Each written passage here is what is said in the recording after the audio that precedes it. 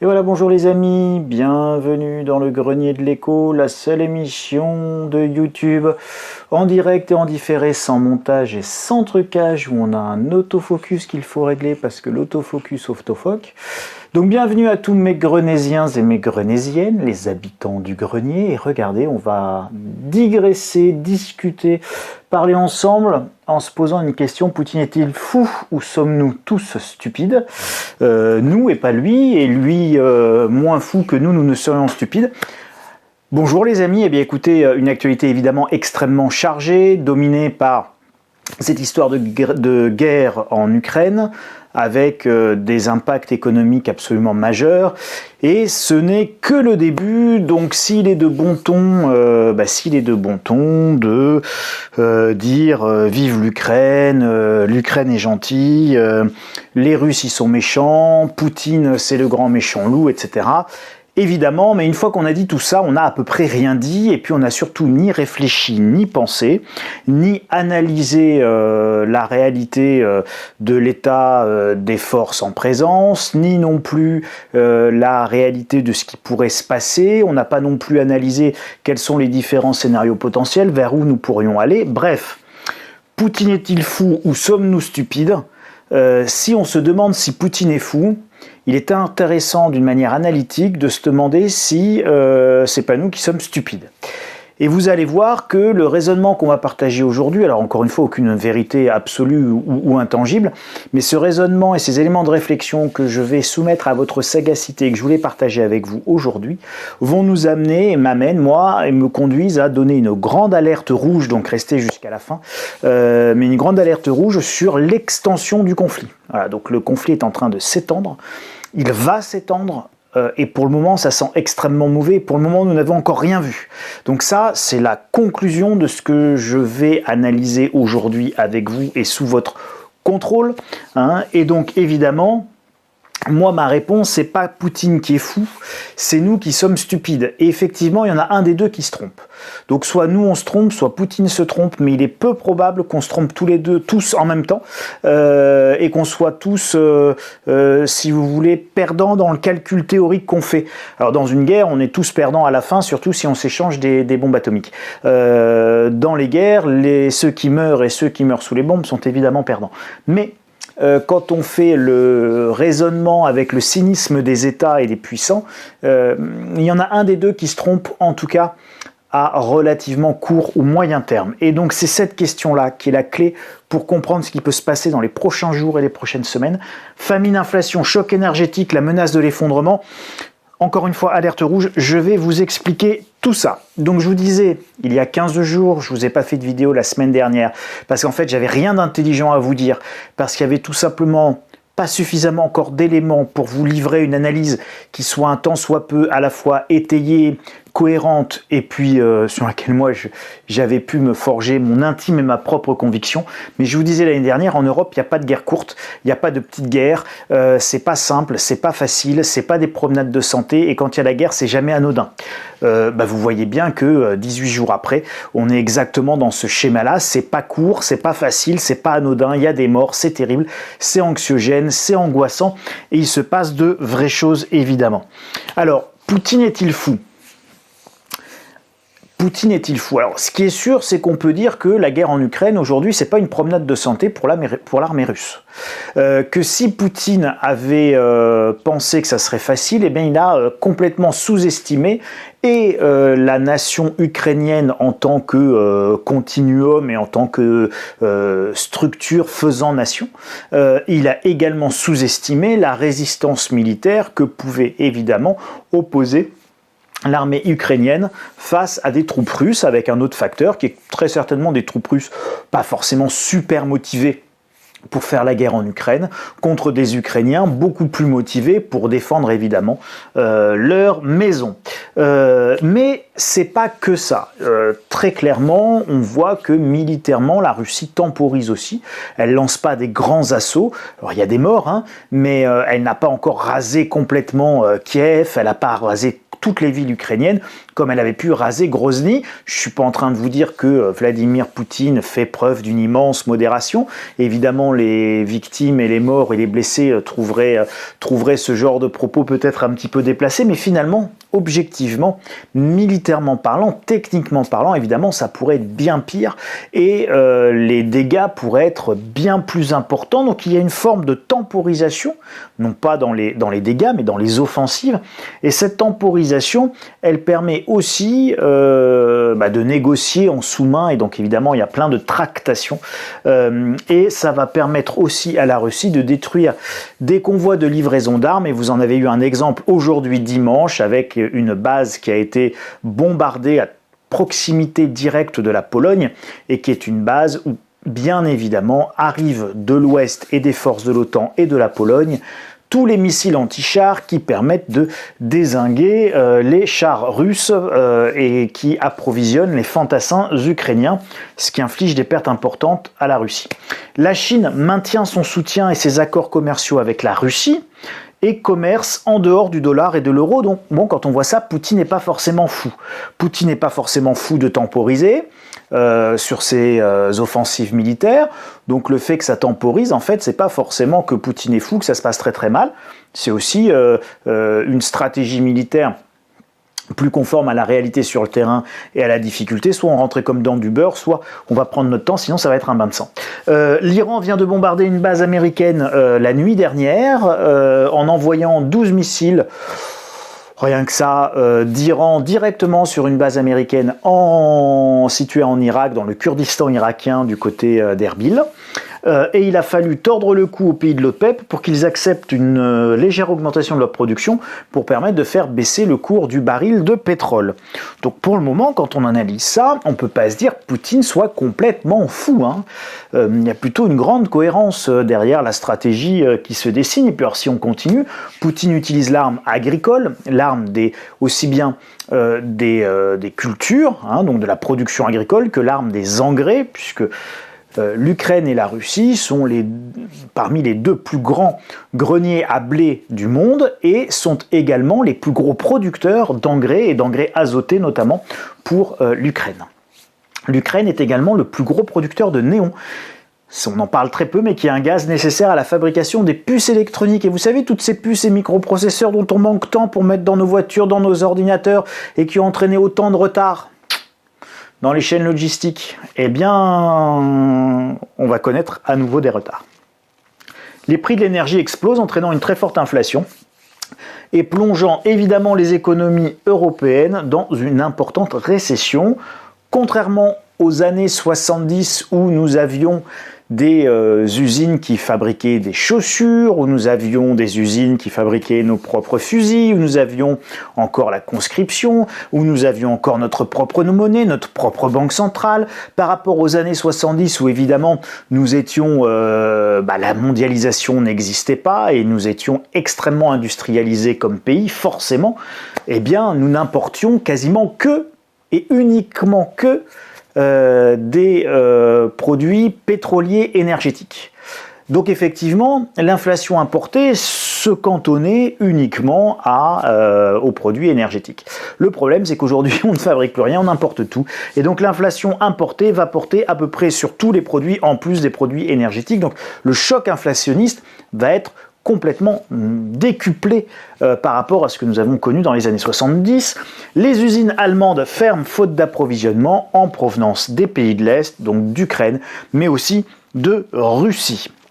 Alors, les sanctions nous coûtent très cher, et on va illustrer ces quelques remarques préliminaires que je viens de vous faire par un certain nombre d'articles de presse que vous pouvez trouver. Les sanctions nous coûtent cher. C'est un article de l'usine Nouvelle intitulé « La moitié de la production mondiale de néon pour les puces à l'arrêt après l'invasion de l'Ukraine ».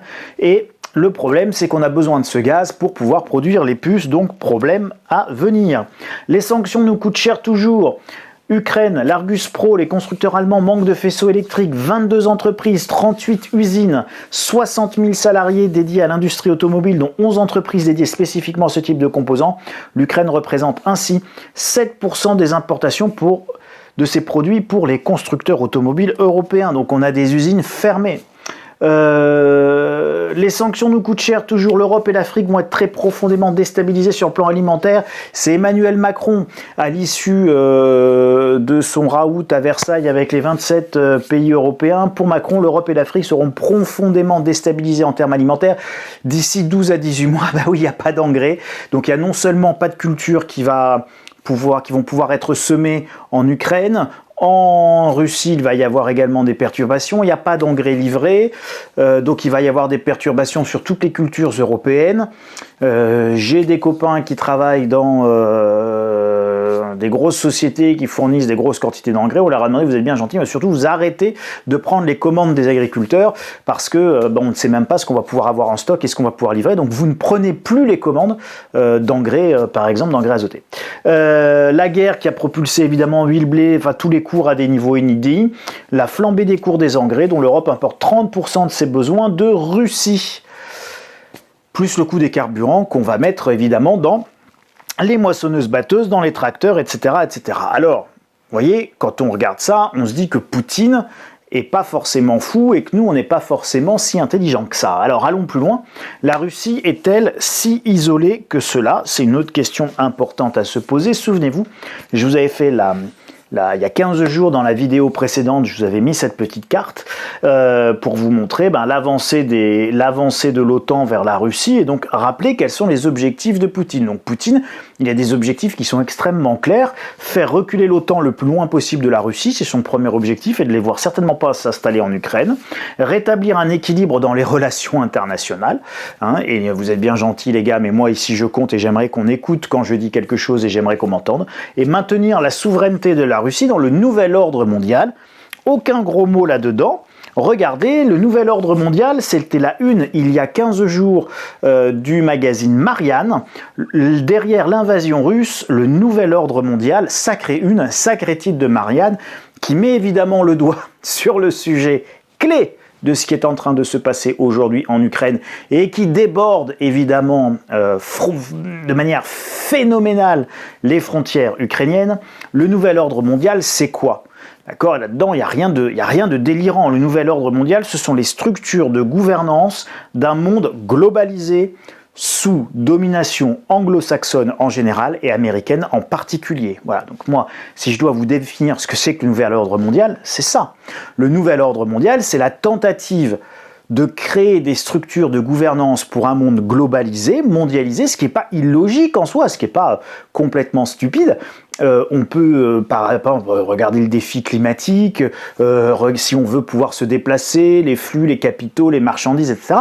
Il est normal de se dire, on adapte, vous savez, superstructure, infrastructure de Karl Marx, il faut adapter la superstructure politique à l'infrastructure économique concrète, donc tout ça est extrêmement logique. Le problème, c'est pas ça, le problème c'est la répartition des pouvoirs dans cette gouvernance mondiale. Et vous avez d'un côté les anglo-saxons qui veulent une gouvernance qu'ils dominent sans partage, et puis vous avez de l'autre côté un monde techniquement qui est devenu multipolaire et plus unipolaire, comme c'était le cas à la suite de l'effondrement de l'ex-URSS, où c'était une victoire par chaos des États-Unis et de l'idéologie capitaliste, libérale, etc., par rapport à l'idéologie communiste et socialiste. Et donc, c'était un monde multipolaire, on est bipolaire, on était deux, il y avait les bleus, les rouges, les forces de l'OTAN, les États-Unis, les forces du pacte de Varsovie, l'ex-URSS d'un côté et de l'autre, le rideau de fer, pas de mondialisation, et puis victoire par chaos des États-Unis sur l'ex-URSS qui s'effondre sur elle-même. Eh bien là, vous passez d'un monde bipolaire à un monde unipolaire, dominé par les États-Unis pendant presque 30 ans. Et puis, aujourd'hui, vous avez eu l'émergence d'une Russie nouvelle, d'une Chine évidemment extrêmement performante, et donc on est passé d'un monde bipolaire à un monde unipolaire, et maintenant nous sommes dans un monde multipolaire. Et donc, tout l'enjeu de la négociation, de la répartition des pouvoirs dans ce nouvel ordre mondial, eh bien vous l'avez sous les yeux. Et ça devient chaud, puisque ça devient une guerre chaude, carrément en Ukraine. Donc le nouvel ordre mondial est l'héritier de l'effondrement de l'URSS et du communisme, un monde unipolaire, d'hégémonie américaine, c'est ce qu'on avait appelé les années 90, la Pax Americana, Donc le monde qui était sous paix américaine et les Américains qui étaient le gendarme du monde, les gentils contre tous les méchants. La Russie et la Chine évidemment contestent le leadership américain et veulent le retour à un monde multipolaire et refusent la domination anglo-saxonne en général et américaine en particulier. Nous avons donc une crise inévitable d'une extrême dangerosité car cela peut devenir un combat à mort. Et vous voyez qu'à travers l'Ukraine, nous sommes rentrés de ce combat à mort qui a en fait pour objet de négocier et de se mettre d'accord sur les modalités de gouvernance dans le nouvel ordre mondial et sur la répartition des pouvoirs et sur le fait pour des nations comme la Russie ou la Chine de ne pas être marginalisées. Mais le problème est beaucoup plus compliqué que ça. Ça fait 10 ans que Chine et Russie en réalité négocient de manière très très intense et très très dense avec les États-Unis, mais sont désignés, ces deux nations-là sont désignées comme ennemies par les États-Unis. D'accord? Donc regardez un article du Point intitulé « Pour les États-Unis, la Chine est le plus grand défi du siècle ». Comprenez que c'est le plus grand ennemi du siècle, évidemment, qui va menacer directement l'hégémonie américaine. C'est un message clair, une prise de position sans ambiguïté. À l'occasion de son premier discours de politique étrangère depuis l'entrée en fonction de Joe Biden, Anthony Blinken a désigné la compétition avec la Chine comme le plus grand défi géopolitique du XXIe siècle et une priorité de la politique étrangère de Joe Biden, permettant de conjuguer fermeté et dialogue. En gros, sanctions, et l'idée c'est d'endiguer la puissance de la Chine. Voilà, hein, très clairement. Les États-Unis ne veulent pas partager leur leadership avec la Chine. Et puis vous avez un autre article. Alors cet article, il date de début février, donc juste avant l'intervention en Ukraine, il était dans Valeurs Actuelles. Isoler la Russie, dominer l'Europe, comprendre la stratégie américaine en Ukraine.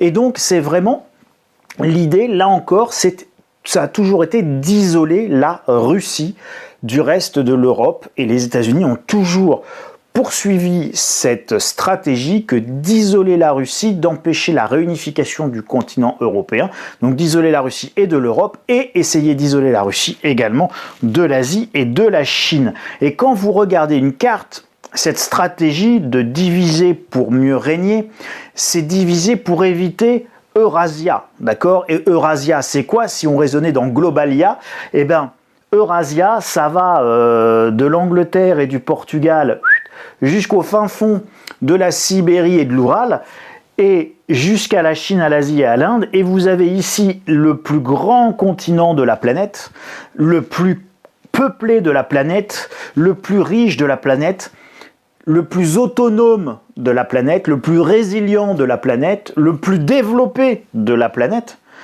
par rapport à un tout petit pays ici qu'on appellerait les États-Unis. Donc vous comprenez bien que ce qui menace le leadership américain, c'est une paix et une réunification de ce continent et de cette géographie européenne. Eurasiatique, d'accord, qui part de l'Europe jusqu'au fin fond de l'Asie. Je rappelle que je suis obligé de prendre l'avion ou de nager très très très longtemps pour pouvoir aller aux États-Unis. Je peux aller dans l'absolu à pied, en voiture, voire même en camping-car, de Paris à Pékin.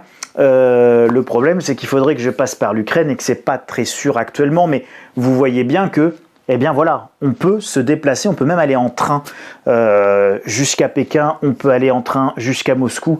En réalité, on a un continuum géographique avec une indépendance énergétique avec la Russie, une indépendance d'usines et de capacité de production avec la Chine, l'Inde, des réservoirs de main-d'œuvre. Enfin, nous avons tout ce qu'il faut sur ce continent, nous n'avons absolument pas besoin des États-Unis d'Amérique. Donc vous imaginez le danger géostratégique pour la domination américaine. Donc la stratégie américaine a toujours été de fracturer le continent eurasiatique pour faire en sorte que leur domination soit assurée sans partage. Force est de constater que ça marche bien.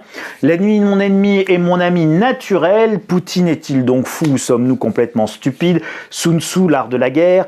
La Russie n'est pas si isolée ou aussi isolée qu'on pourrait le penser. Chine, Russie, Iran, Venezuela sont des ennemis désignés des États-Unis. Trump, la Chine était sous sanctions, souvenez-vous, c'était pas encore il y a très très longtemps. L'Iran est sous embargo américain depuis 40 ans. Cuba, c'est pareil, c'est même encore pire. Venezuela, pareil. Irak et Syrie ont été bombardés. Alors bon, c'est vrai que les bombes américaines sont beaucoup plus gentilles que les bombes russes. Hein.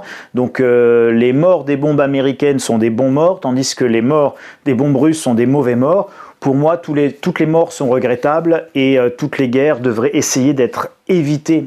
Et en l'occurrence, elles pourraient être évitables si nous partagions le pouvoir et si nous n'étions pas dans une volonté de domination sans partage, évidemment. Alors le point commun, l'énergie et la puissance potentielle pour contester le leadership américain.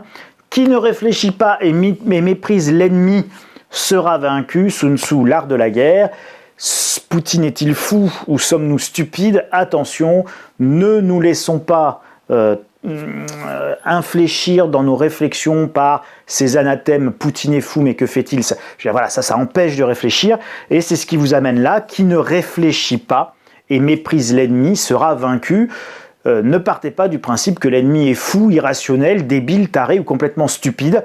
C'est peut-être nous qui sommes stupides, c'est peut-être nous qui avons moins vu de choses, et c'est peut-être nous qui sommes plus vulnérables, contrairement à ce qu'on pense, que Poutine. Alors qu'est-ce qui s'est passé ce week-end? Et nous avons vécu un week-end absolument extraordinaire en termes d'éléments, d'informations qui permet de voir la réalité maintenant de manière complètement différente dans ce conflit. L'Iran vise une base US en Irak à Erbil, 12 missiles tirés sur une base qui sert d'entraînement. Bon, certaines rumeurs font état du fait qu'il y a même des installations du Mossad sur cette base et que l'Iran étant embêté par le Mossad israélien, les services secrets israéliens, eh bien évidemment c'était une petite réponse, diviser, isoler la Russie de ses alliés. Donc il se passe plein de choses, notamment avec le Venezuela, puisque l'idée c'est là de négocier avec des alliés naturels de la Russie comme le Venezuela et l'Iran. Pour le moment, ça ne semble pas fonctionner, puisque alors qu'il y avait des négociations avec l'Iran, ces négociations-là sont rompues. Et hier, ils ont tiré 12 missiles sur une base américaine qui hébergeait des services, une base d'entraînement dirigée par les services secrets a priori israéliens. Donc vous voyez qu'a priori, en termes de réponse, ça veut dire qu'on reste plutôt avec la Russie. Pour le Venezuela, c'est la même chose. Diviser, isoler la Russie de ses alliés, on continue. La Russie prend en otage les négociations sur le nucléaire iranien. Négociations sur le nucléaire iranien qui étaient vraiment très très proches d'un aboutissement, pour pas dire que l'accord était quasiment déjà rédigé. Mais la Russie vient de le bloquer. Alors, Poutine est-il fou? Sommes-nous stupides? Continuons dans le raisonnement. Qui peut tenir le plus longtemps? Économiquement, militairement, techniquement. Alors vous savez, historiquement, les guerres en Europe sont longues et encore plus avec la Russie. La Russie, c'est un immense territoire, c'est une grande géographie, c'est une très grande profondeur stratégique, militaire, mais aussi évidemment économique, de matières premières, etc.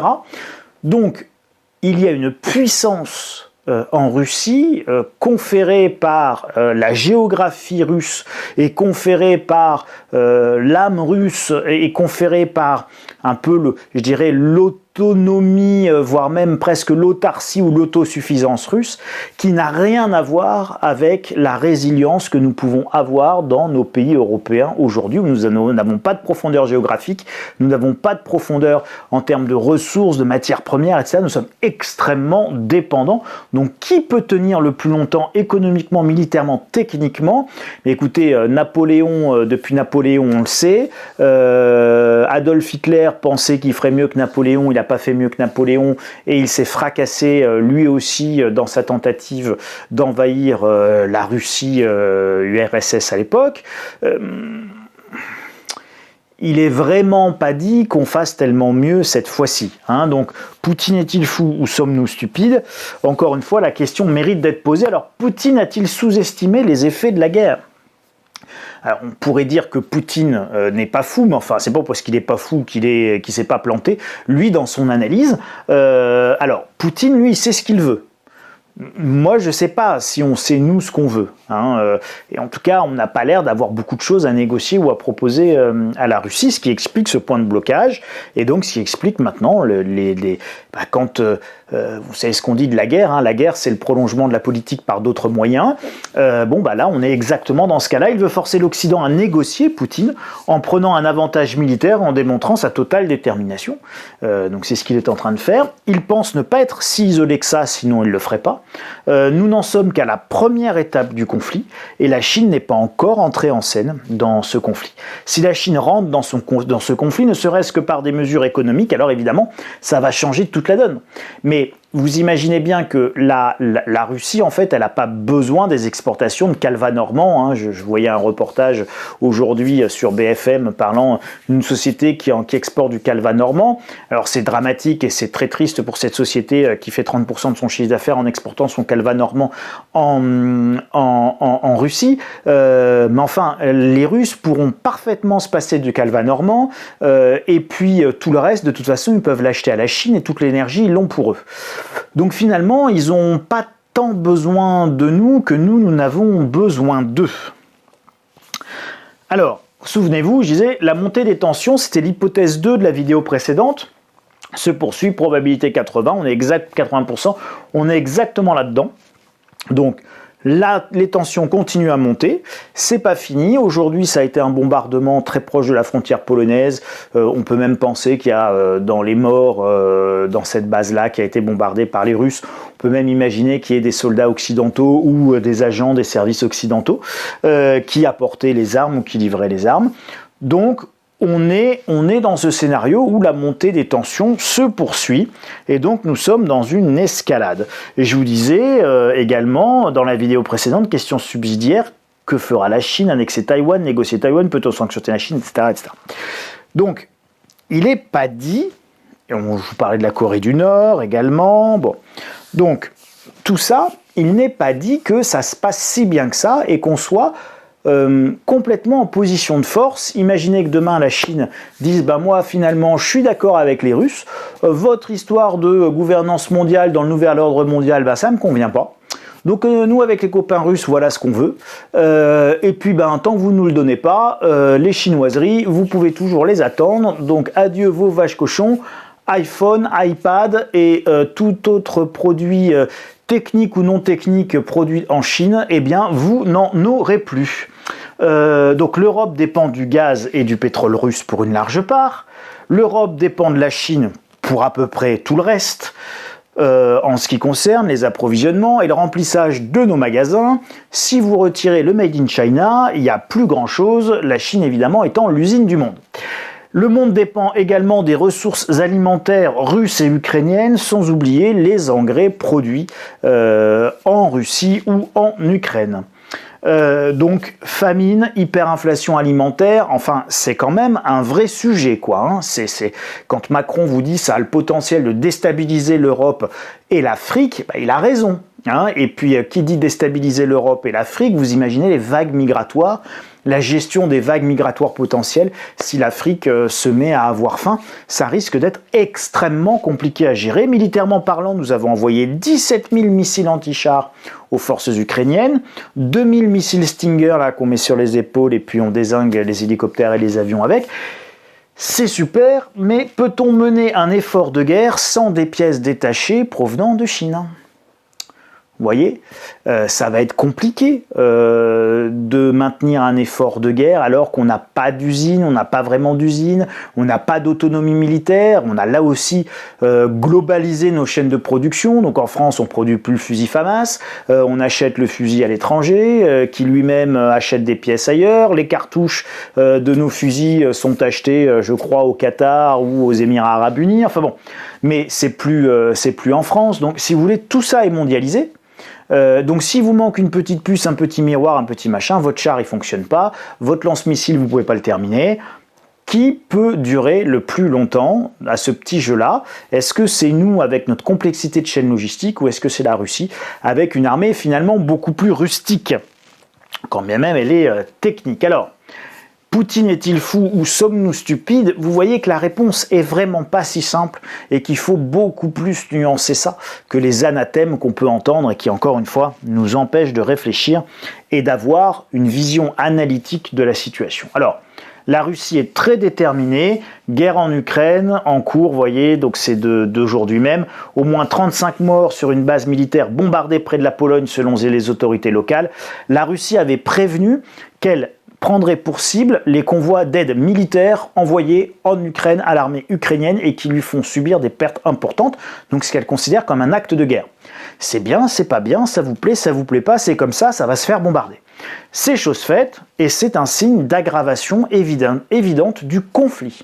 Et donc c'est une ligne rouge. Donc militairement, stratégiquement, les Russes temporisent, ils vont bombarder les convois, les dépôts de munitions, machin, etc. Puis une fois qu'ils auront pris leur temps pour éroder, fracasser, détruire la capacité de résistance en tapant sur les stocks, sur les armes anti-chars, etc. Des Ukrainiens, eh bien ils pourront passer à des phases éventuellement un petit peu plus offensives.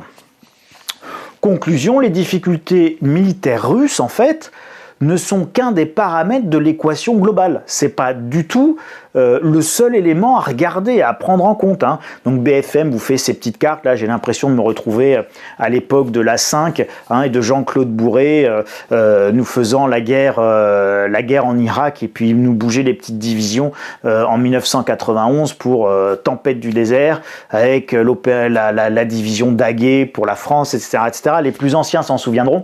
Sauf qu'en fait, se focaliser sur les aspects militaires, c'est oublier tout le reste de la confrontation géopolitique qui est actuellement en cours et qui implique l'Iran, qui implique la Syrie, qui implique le Venezuela, qui implique évidemment la Chine, qui implique l'Inde, car l'Inde est également impliquée là-dedans.